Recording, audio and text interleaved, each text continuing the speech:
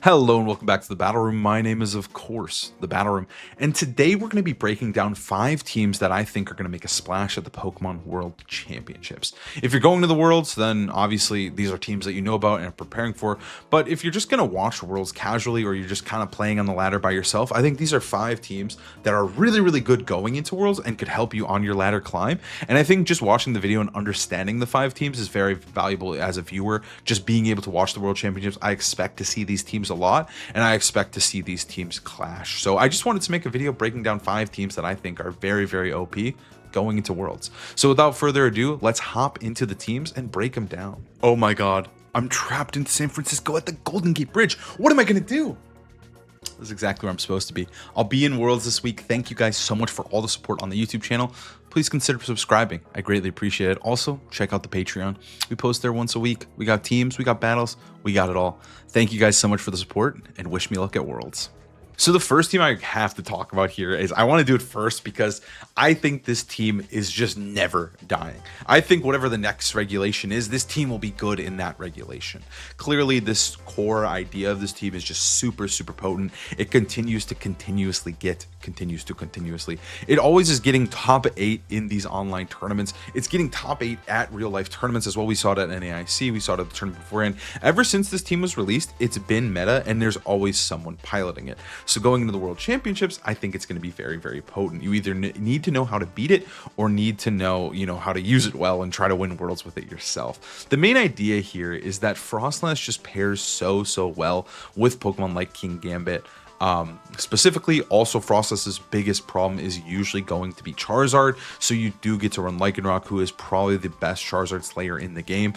This team features a lot of two Pokemon specifically that aren't featured on any other team, in Lycanroc and Scovillain. This is kind of their only team, and they do really shine here. Let's just break down each Pokemon so you have a better understanding of it. Lycanroc is going to be our Charizard killer. That is his job. His moveset is very simple. It is a Rock Slide to kill Charizard when there's no speed control, or if you want to flinch something, it's a good spread move. Excel Rock to kill Charizard whether Trick Room, Tailwind's up. As long as a Furgraph isn't there, Charizard is dying.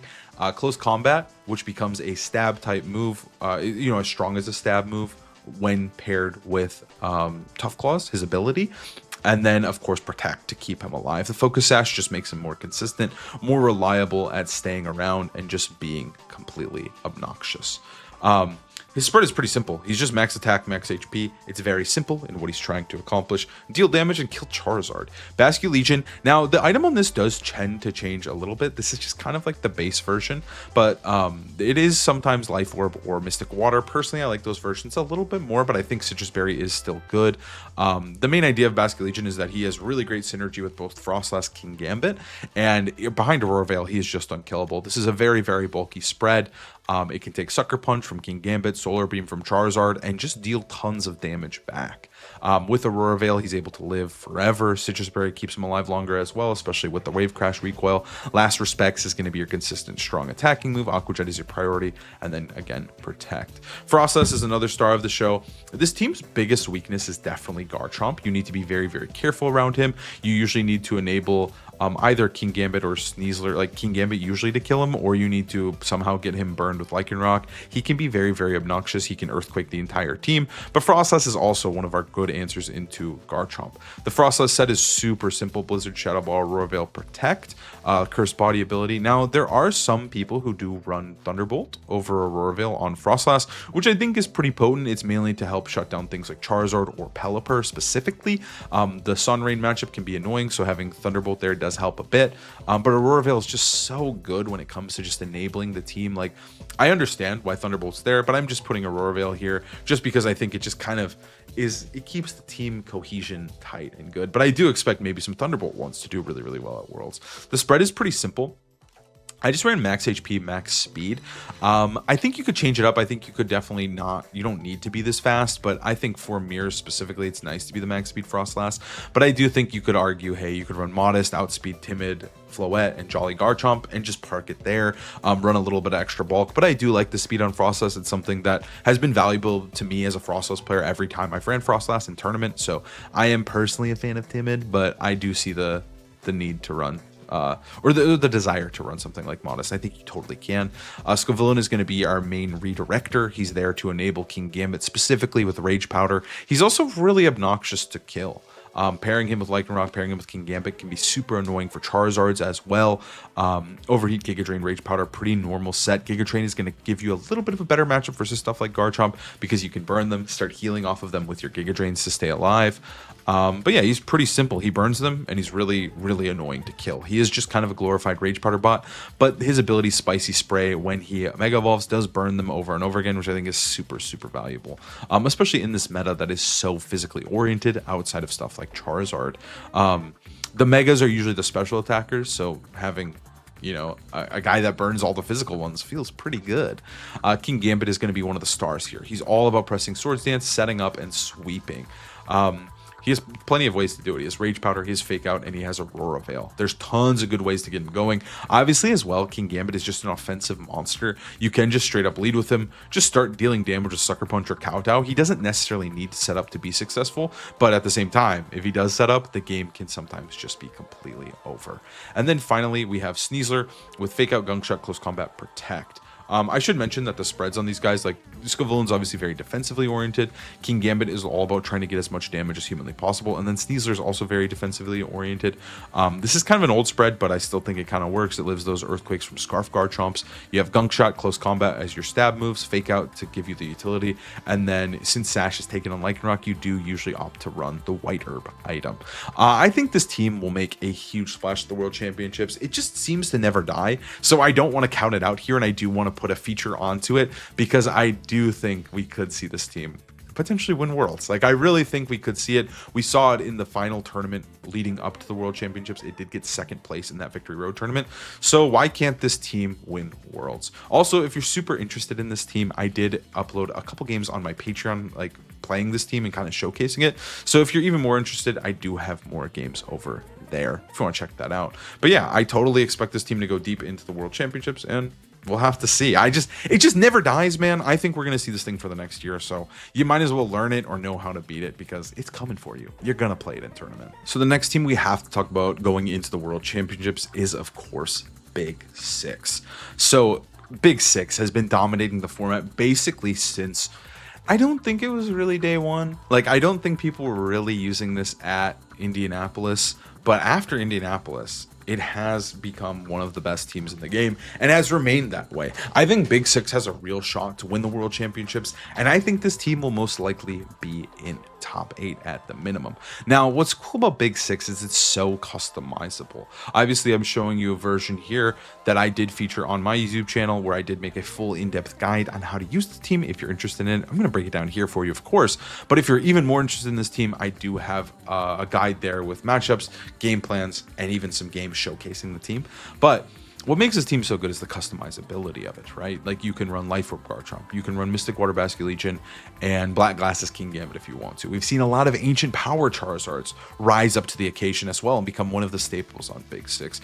We also have seen slight variations, like sometimes putting Incineroar over King Gambit. But either way, I think it's important to understand why this team is so dominant. And I think it just starts with Whimsicott. Whimsicott is a very, very strong and potent Pokemon in this format. Encore is just so disgusting.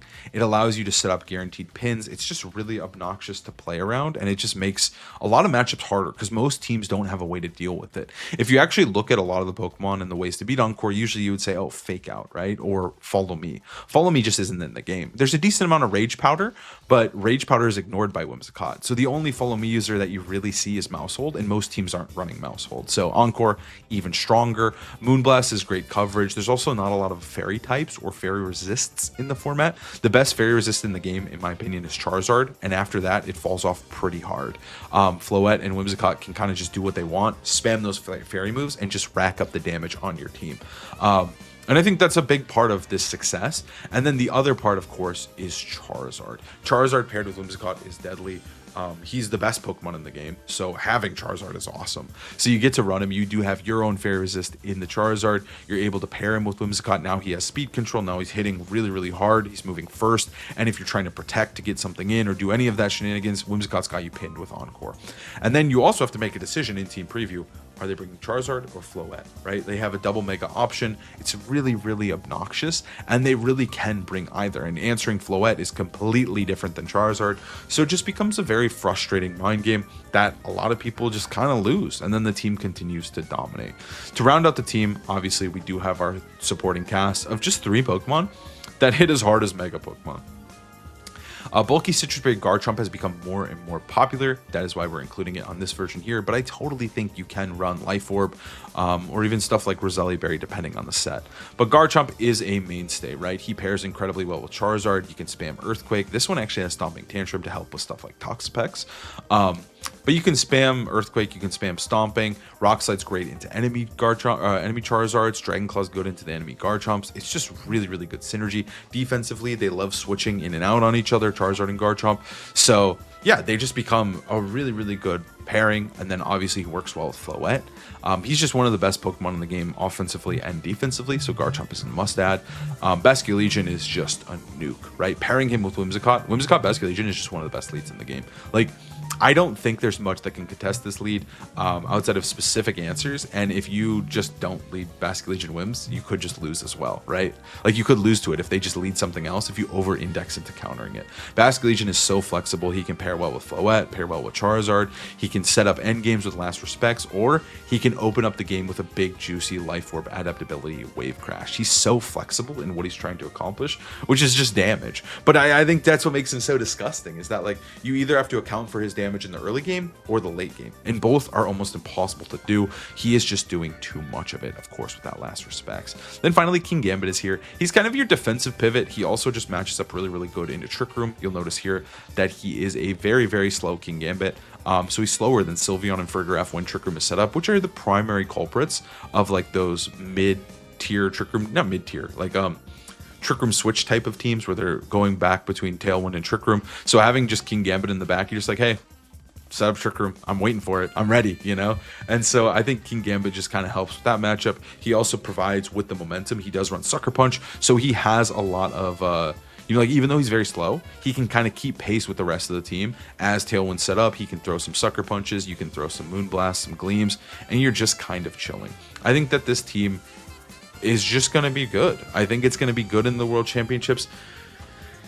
Will it win? I don't know. I really don't know if it's going to win the World Championships, but it's certainly going to do well. I'm sure it will probably get really, really close to winning. Maybe it will get a trophy, but I think it's a team that even if you're the most prepared, they can still find ways to outplay you and to outmaneuver you. And I think that's the beauty of it, is that there's no like, oh, Big Six counter team, here we go. I have them on that just beats all of them, right?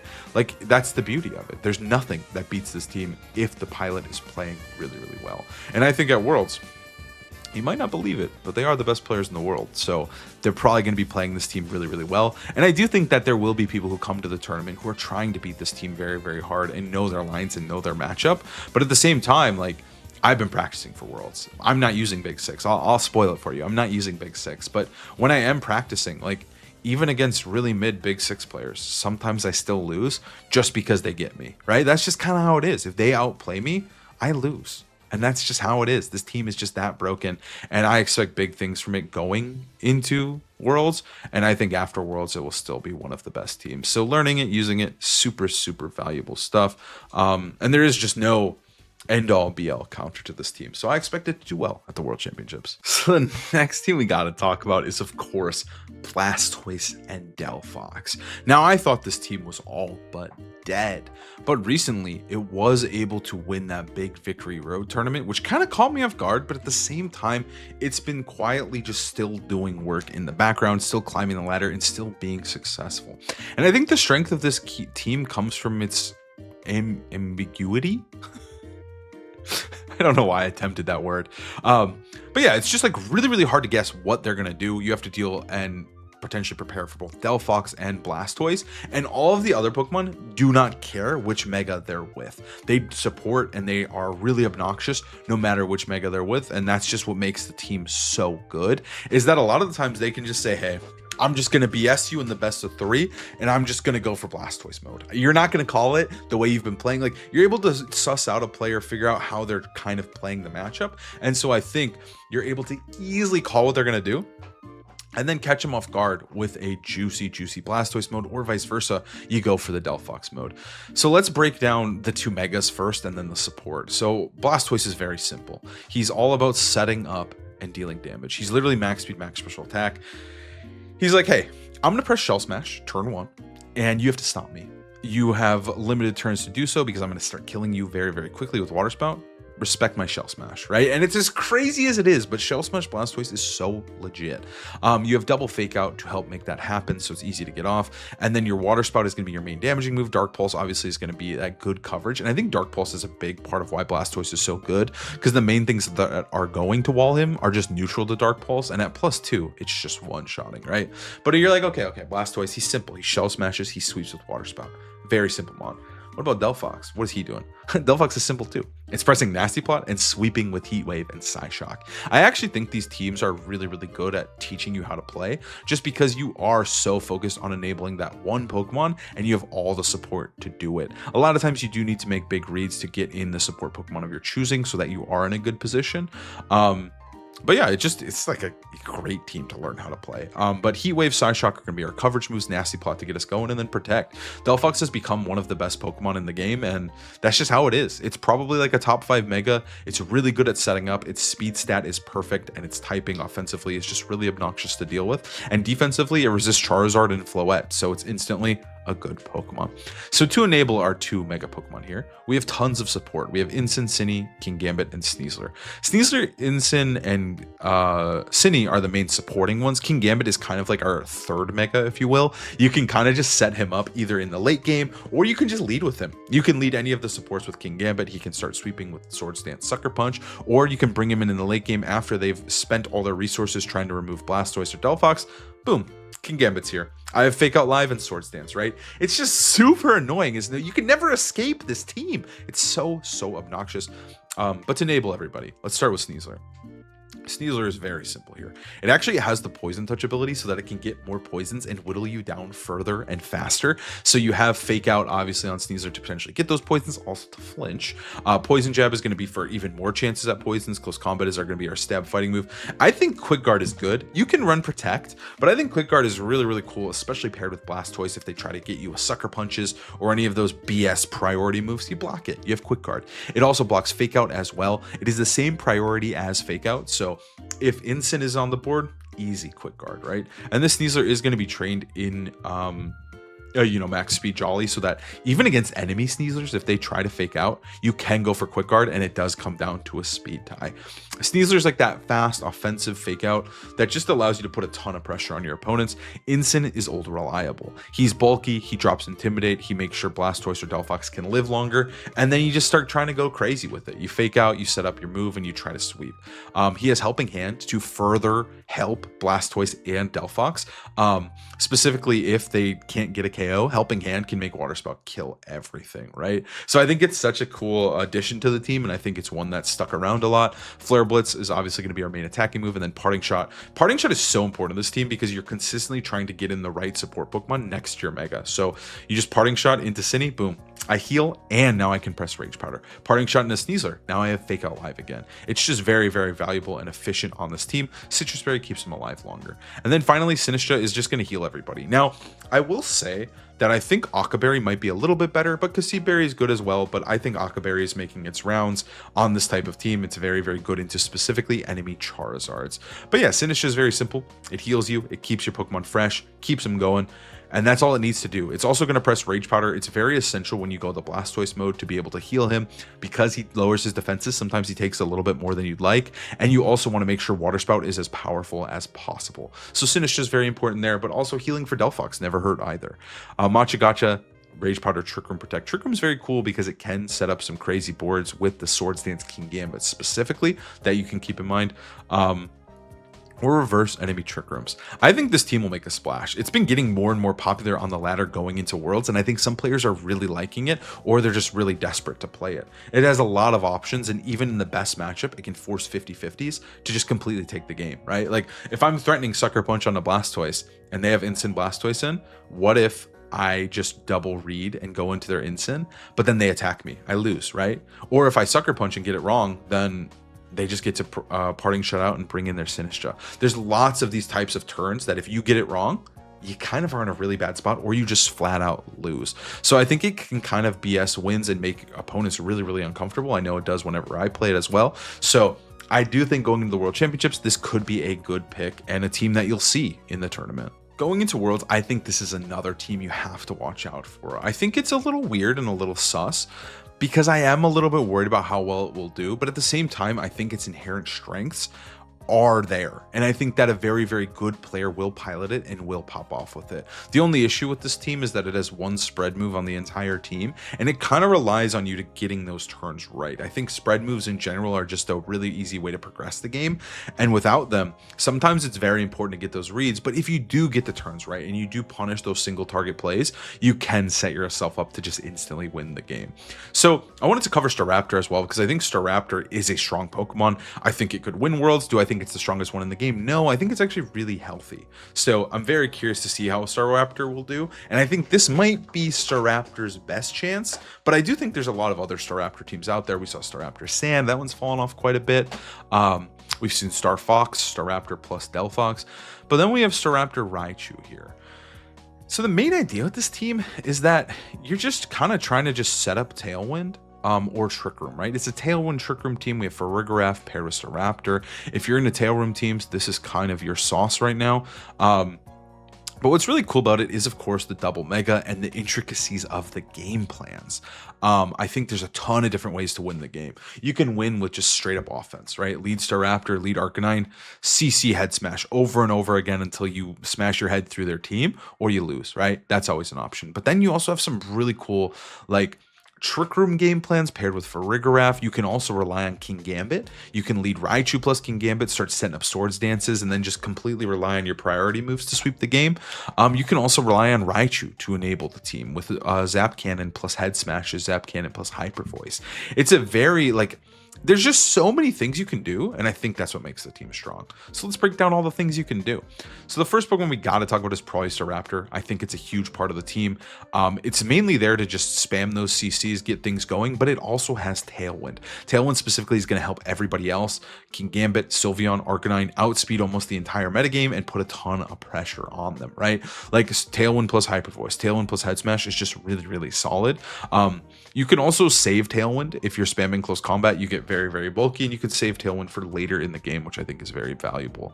Then let's talk about the second mega here, which is going to be Mega Raichu. I think Raichu and Staraptor function like I'm not going to say they're the same mon, but like the idea of what they're trying to do is there, right? Like Fake Out is obviously very, very potent, very good, but then you also have Zap Cannon, so you can make Pokemon slow. It's basically like a mini Tailwind in a way, right? But it does a ton of damage. So you can start spamming Zap Cannon, setting up KOs for King Gambit, for Sylveon. They benefit from Tailwind as much as they benefit from Zap Cannon, which I think is very valuable. It adds even more flexibility to your mega options. Also, I've seen a lot of people bring Raichu just as a non-mega to help enable the other guys of the team. Same with Staraptor. You'll notice that when people play this team at the highest level, sometimes they do not mega Staraptor and they mega Raichu instead, and they just try to set up Tailwind and maybe get a CC off. It's very cool. Like when this team is played at the highest level, it's sick. It's really sick. But those are going to be your megas. Those are going to be your consistent damage dealers. You're always bringing one, but again, you can bring both of them a lot of the time. It's kind of cool. It's kind of crazy. Let's talk about Sylveon. I think its role is pretty one-dimensional. It's just spamming Hyper Voice. And you'll notice here that its speed is quite fast, but at the same time can still function in Trick Room just because a lot of the other Pokemon are faster, especially against Tailwind teams. You can just set up Trick Room and not even try to match the Tailwind. Sylveon also benefits greatly from both Tailwind and from Zap Cannon to get things going. It needs that little bit of help, but when it does have speed control, it can take over a game. This is going to be our only spread move dealer, so I think Sylveon is valuable. Hyper Beam can also just one-shot anything, which I think is valuable on this type of team. And yeah, pretty simple mon. Same with Arcanine. Arcanine is just literally double stabs, extreme speed. We're using Rockhead because of the recoil. We just want to deal as much damage as humanly possible, and we don't take recoil with Rockhead. Fuck Intimidate. It's Rock Dog time. It's Rockhead time. So we have big damage and then E-speed for a little priority. He's very simple. He does damage and he sends it. That's all he's trying to do. King Gambit, you know, he's got that usual finesse. He's got Swords Dance. He's got Sucker Punch. He pairs extremely well with Raichu, but also very well with Staraptor because Intimidate is very good into the baby Staraptor. So having this Defiant user is incredibly incredibly valuable. And then Farigiraf rounds everything together. Trick Room is pretty decent for, you know, answering Tailwind. And even if you're pairing it with something like Staraptor, you don't have to set up Trick Room right away. You do have Helping Hand to give Staraptor much needed more damage, so it can potentially snipe some KOs it would normally miss. Trick Room is obviously super valuable for both Sylveon and King Gambit. And then, yeah, I think Farigiraf is just like really good priority block, and this team is a little bit weak to priority in a way, right? Like Fake Out can kind of slow down their momentum, it can get things going, but when Farigiraf's just the threat of Farigiraf's there, it can get really spooky for the enemy team. I think this team is just really, really solid. Going into Worlds, I do expect it to do quite well. I expect there are a couple players who probably have been using it, spamming it on the side, that it's just going to pop off because it kind of just gives you all the tools. It's just for you to figure out how to solve those tools. I may not necessarily believe in it. I'm not bringing it to Worlds, but I do see the power of it, and I do expect it to do well. I wouldn't be surprised if we see this one in the top cut, maybe even the top 4, depending on the pilot. So we'll have to see. I think this team is very, very good, but if you wanted to give it a try, here you are. Enjoy. And this will be the final team we're talking about today. I think this team is just going to be incredible going into the World Championships. It gives you, like, if you look at it, I think it's 5 of the best Pokemon in the game and Toxapex. But Toxapex rounds it out so beautifully. So the first thing I want to talk about is the small adjustments, because this team originally had Annihilate, and as time has gone on, things have changed, and it's just kind of turned into this really, really solid and potent team. So the first thing that changed was Leaf Storm onto Venusaur. I think Leaf Storm is great, and what the grass move on Venusaur allows you to do is it allows you to cheat, and you get to run Ancient Power Charizard. Because the grass move is locked on Venusaur, Basculegion is a little bit less of an issue, so you are able to run a cheater move like Ancient Power, which makes your enemy Charizard matchup so much cleaner. We're running Timid Charizard as well to try and deal as much damage and outspeed the other Charizards who are modest, who are not timid. The speed creep war is crazy. I just did 155. That's kind of where I'm parking it. It outspeeds stuff like Adamant Garchomp and Modest Floette. So I found that to be kind of a decent place to park it, but it is kind of a speed creep war. You could see 2 to 3 points more. I'll let you guys decide what you want to do with that. Venusaur as well is going to be the Life Orb set, which I think is very good. It's kind of interesting because I think Life Orb and Sleep Powder are both very, very good and could both win Worlds. But the Life Orb set is very neat because it just does a lot of damage and has really good coverage with Earth Power. Sludge Bomb is an incredible stab move. And again, Life Orb is just making it hit like a nuke. Charizard is running Weather Ball and Heat Wave as its 2 other moves to just try and do that consistent fire type damage. Scarf Garchomp is usually the norm on this team. I think you could run other things, but I like Scarf just because it does give you that really, really high speed stealing, especially paired with Venusaur. It's really nice. They can outspeed stuff in Tailwind, and I think just having a Scarf on your team, it's never a bad thing. Now, Sylveon is one of the new additions to the team. Yawn Sylveon paired with Infestation is disgusting. And I also think in general, having this fairy type coverage and this fairy type Mon is just very valuable. We're running a very bulky Sylveon. I think Sylveon should be bulky on this team.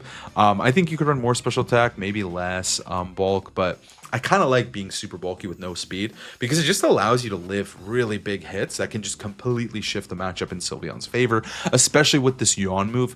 It's so good into a lot of Pokemon, like stuff that likes to set up, like I think of King Gambit, just yawning enemy Charizards, yawning Archaludon if they're just spamming Electro Shot. We've seen this Sylveon pop off a ton, and I think Quick Attack is still very valuable to have, so you should run it, but I think Yawn, Hyper Voice are just all you really need to make Sylveon shine. Incin's very interesting because you can opt to run Protect over the Dark move. Personally, I like the Dark move because I think Delphox can be a little bit spooky, so having the Dark move I kind of like it, but I think Protect's very cool as well. Just because if you get Toxic going, like if they're both Toxic, when Innocent comes in, he can easily just Fake Out, and then next turn you can just double Protect with both Toxapex and Incineroar, and you just make them take Fake Out, Chip, Toxic, and then another Toxic, and a lot of times that can just be game winning. So I totally see the value of Protect on Incin. It's something you could choose to run, but on this team, I just decided to run Throat Chop. Toxapex as well is just pretty standard Toxapex. It traps things in with Infestation, it Toxics them, and it has Wide Guard for that amazing utility. It doesn't really need Recover or anything else. Honestly, Leftovers and Regenerator is usually enough, and then Baneful Bunker is just the better version of Protect we're going to run. I think going into the Worlds, this team is incredible. I think it matches up into almost everything pretty well, and you're going to see a lot of players play this one, especially in the first day of competition, so knowing how this team works and knowing how it functions is going to be incredibly important. But I do think when it comes to ladder climbing, it's one of the best. although you're kind of playing with open sheet, like they know what you're doing, I still think all of the Pokemon are just so strong and so potent that this is just going to be a team for a while now. I think Toxapex fits the team perfectly. You have multiple modes, right? You can play hyper offense with just Charizard, Venusaur, Garchomp, Sylveon, and just send it, right? But you can also play super defensive and use your Instant and your Toxapex, just completely stall out a matchup and put yourself into a favorable position. I think this team is just simply incredible. Here are all the spreads if you want to see it. We got a little bit of bulk on the Garchomp. Obviously, Incineroar is going to be very bulky. It's going to be the impish nature. We got Bolt Toxapex. But yeah, I think this team is huge going into the World Championships. And with that, we're kind of done. These are the 5 teams that I wanted to feature today to give you a couple teams that you could play along with while you watch Worlds, or to know about going into the World Championships. I think both are valuable, and I think it's going to be a very, very hype event, and I hope you guys enjoyed the video, and I can't wait to compete at Worlds. I'll be there this weekend, and then videos will come back next week. So this will be the last one. Thank you guys so much for watching, and thank you for all of the support, and I'll see you next time when I'm back from the World Championships. Peace.